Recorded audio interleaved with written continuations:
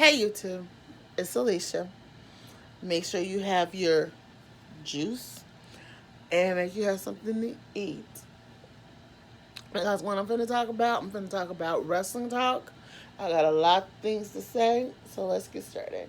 In no particular order, I need to talk about Becky Lynch and this tag team match between Becky Lynch and Charlotte versus Natalia and Trish Stratus.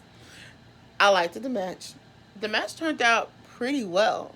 And again, as I know, at the moment I am a fan of sometimes I'm a fan of Charlotte and then sometimes I'm not.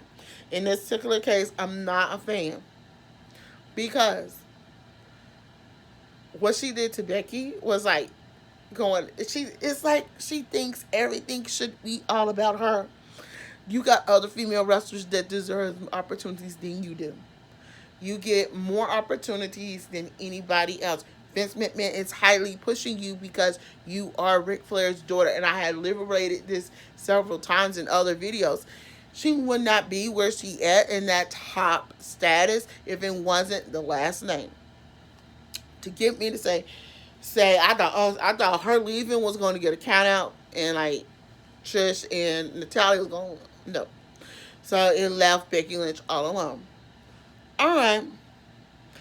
Then it comes down, and then the one thing what happened is Becky gets in a sharpshooter, and Becky gets to the rope. Natalia wouldn't break the hold. The referee does a five count for her to break the hold. She didn't. She wouldn't let go and everything and stuff like that. I don't know what. I think she probably snapped saying, "Oh, I'm getting this opportunity and I'm going to get this title belt." And I want to say this, and I'm not being disrespectful to Natalia. Natalia is more of a jobber. You don't see her often get a title belt opportunity. She's more of a jobber. I know she's not a second, but a third generation. Yeah, she's a second generation superstar with her father because her father is a New Hope. Excuse me, not New Hope.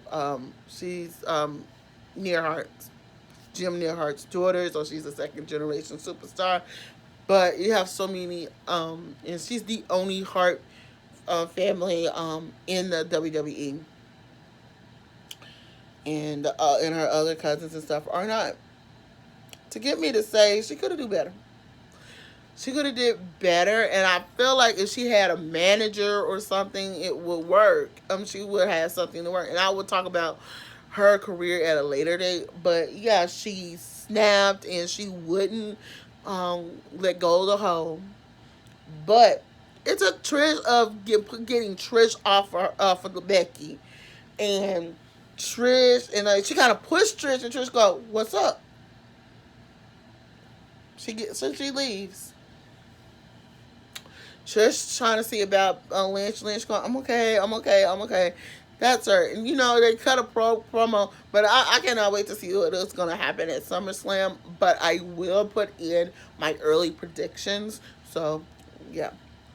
All right. So then we have. Let me talk about Seth Rollins and Brock Lesnar. I didn't talk about it last week. What went down last week? I was discussed and appalled for, and then last night, Paul Heyman and Brock Lesnar making fun of it. You making a fun of something that you did, hurting somebody's career.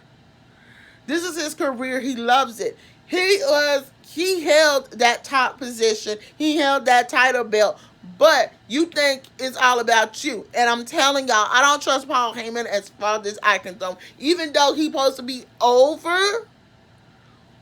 overproduction and everybody else in the back for storylines and stuff like that, I don't trust him. And the reason I don't trust him,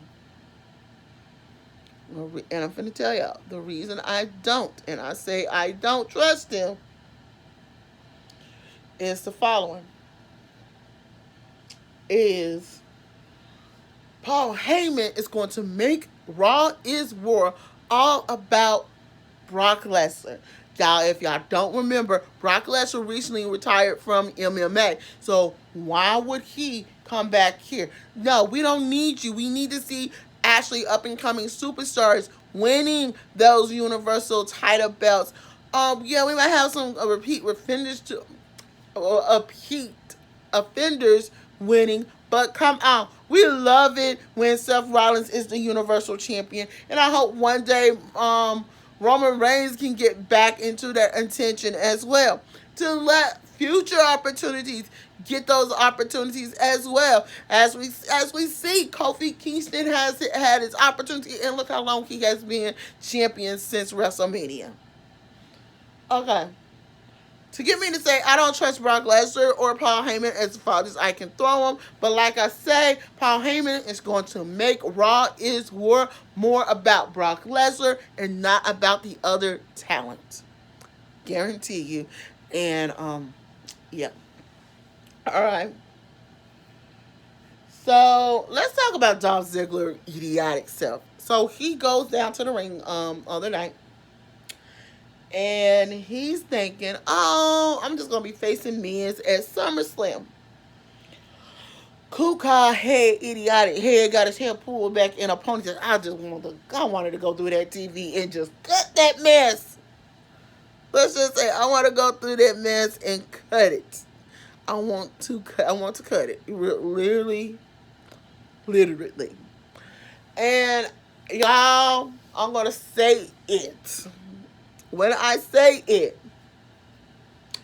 Dolph Ziggler was so dumb enough to sign that contract, not reading it and stuff. He's like, I can't wait to face you at SummerSlam. Miz said, you so ignorant, and I'm really going to say, he like literally said, you didn't read the fine print.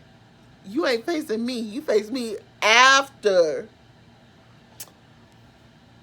SummerSlam. So I think SummerSlam is coming up soon. He faces Miz next week. So he thinking, oh, I'm finna face HBK. He said, man, I wish it was me. But it wasn't. Who it was? As soon as we hear the music. Oh, Miz. The Miz.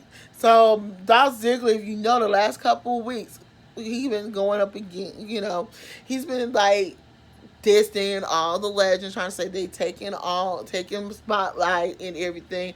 Honey, please. My favorite 90s male wrestler is a whole bunch of them, but the biggest one I like,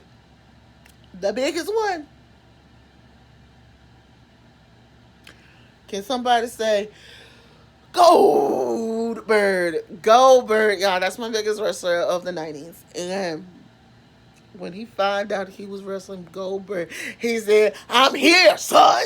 I mean, sorry, y'all. It was hilarious, okay? It was just hilarious. I don't know what. It was just hilarious. Y'all, bro, let me do it. And then, before you know it,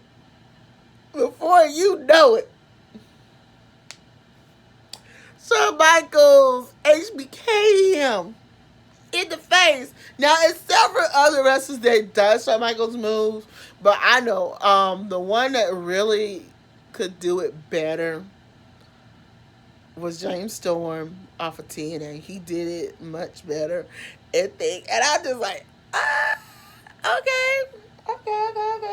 So yeah, so we're gonna have to wait to SummerSlam, but like I'm saying, I'm already calling this. Dolph Ziggler, you getting your butt kicked, boy. You getting your butt kicked at SummerSlam. So let me talk about Rey Mysterio and Andrade Cien. All right. I understand this match comes from last week, so let me bring you up to date for some of y'all who don't know. Okay, Rey Mysterio was in a 4-way match to see who's going to a gauntlet match, a 4-way gauntlet match to five. Excuse me, it was a 5-way. Excuse me, a 5-way gauntlet match to see who's going to be none other AJ Styles, number one contender for AJ Styles title belt. During this gauntlet match, it came down to Andre Cien and Rey Mysterio. And Rey Mysterio was kicking his butt, y'all. So he just thought, okay, and so after he got the pin over on Rey Mysterio, he did the unthinkable, y'all. The most gross up taste thing in my mind, I think, is the gross. I respect the lucha libre wrestlers who wrestle under the net, who wrestle with masks and thing. And, you know, for years, Rey Mysterio, since ECW early on in his career, starting off in the WWE, has always wore a mask, lucha libre mask, and you know people has done this and stuff. It's just the disrespect. If you're Hispanic, you don't disrespect somebody like this, and I'm so disgusted with CNRs. CNRs was ripping his mask, and everybody going couldn't believe he was doing this, and Ricochet comes out. Ricochet had a towel for some freaking reason. Thanks to Ricochet, he stopped him, and Ricochet goes and checked on. He said, "I'm good, I'm good, I'm good." And you see him put a towel over Rey Mysterio's face, and it's like if your face is revealed, you can't no longer wrestle no more. That's I know that's the deal with it. So he tried it again tonight. But Ray went, no. And I mean the match was good. It was move for move for move. And I feel like the distraction, Vega got a little bit involved. If that didn't happen, I think Rey Mysterio probably would have won, to get me to say. I know what they're trying to build Sanars, but you don't have to build him that he disrespects this guy, constantly trying to go for his mask and rip his mask. That's called disrespect to me. And to me, I don't like it. Now, to me, I feel like WWE needs to be educated. And I feel like wrestlers from Lucha Libre Wrestling, needs to come to the WWE and come to Rey Mysterio. I am meaning El Mertes, Main Event, Zorro, La Paca, Psycho Clowns, Conan, you name them all over there on Lucha Libre. And Sexy Star. You name any Hispanic wrestling, and then I think Mary and Fabio Apache come and help. I feel like they need to come invade WWE literally and let them know, hey, we're here. We're gonna have Rey Mysterio back if this fool keep doing this. Just show up. Show up. But when I heard this information, then I go, why is he doing this then? If y'all don't know, Andrade Cien early on in his career, when he was on Lucha Libre, he wrestled with a mask. Y'all, let me say it again. He wrestled with the mask. So why you doing the disrespect, man? WWE comes out with last week after this thing happened and said they did not tell him to do that. He did that on his own.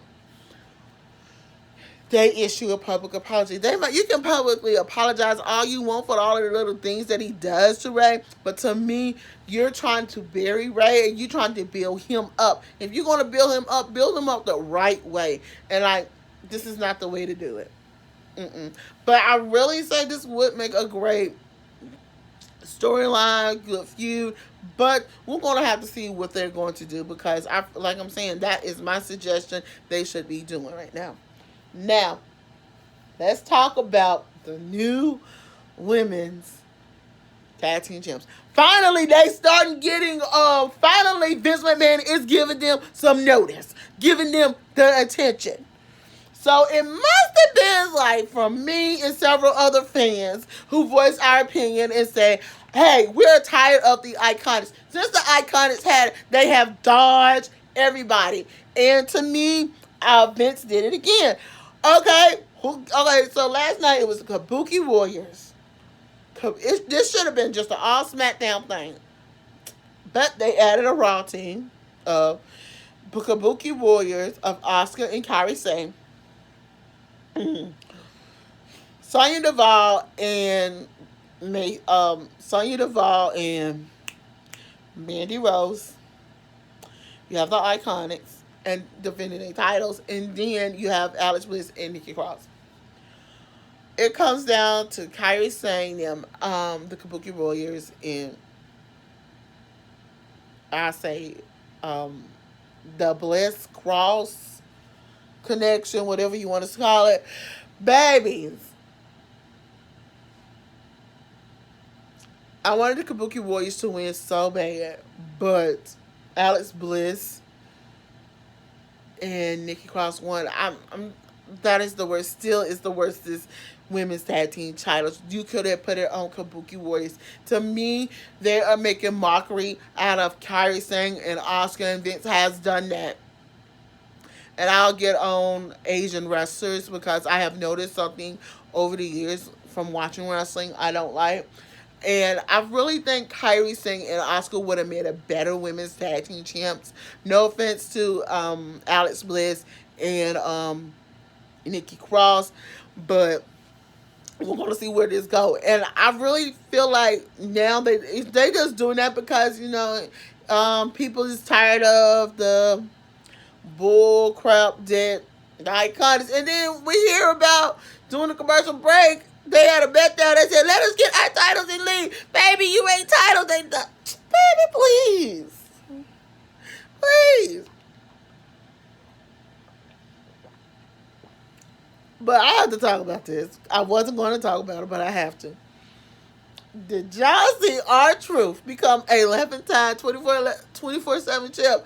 Man, that was crazy. And the question to me is WWE, and I'm saying is WWE is going to allow push R-Truth to be before he, hit that big 5-0. And like I'm saying, R-Truth look good just to be 40 something, and he does it well, and he wears it on himself very well. My question for y'all is, and the question for y'all is, do y'all want to see R-Truth as a Universal Champion or WWE Champion? That is the question of the day. Thank you for joining me on here for my wrestling talk, and that's the question of the day. What other title you think R-Truth should go for? All right. Until then, I'm Alicia. Don't forget to thumbs up this video, comment below, and subscribe.